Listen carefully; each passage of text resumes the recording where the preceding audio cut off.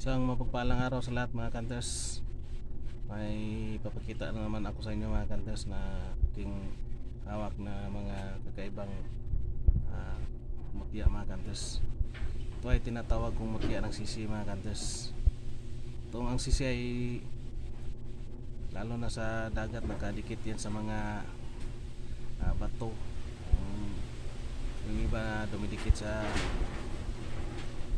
punong kahoy na ano na, tapos sa simento, kung may simento mga kantes dumidikit yung sisi.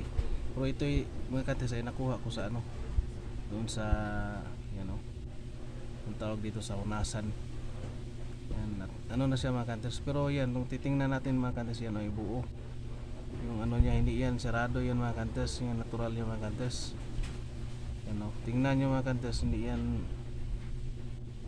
ginawa, hindi natuto yan mga kantes o sirado yan mga kantes. Ayan o, ito ay napakaganda dyan, nakachamba tayo, nakakuha tayo ng ganito.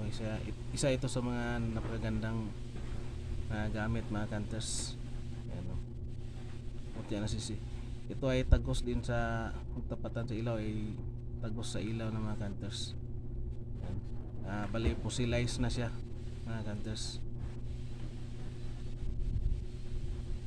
At maraming salamat. Ito lang muna yung papakita ako na muna mga kantes, yung isa sa mga tinatago kong gamit mga kantes. At maraming salamat. And big shout out na lang sa lahat.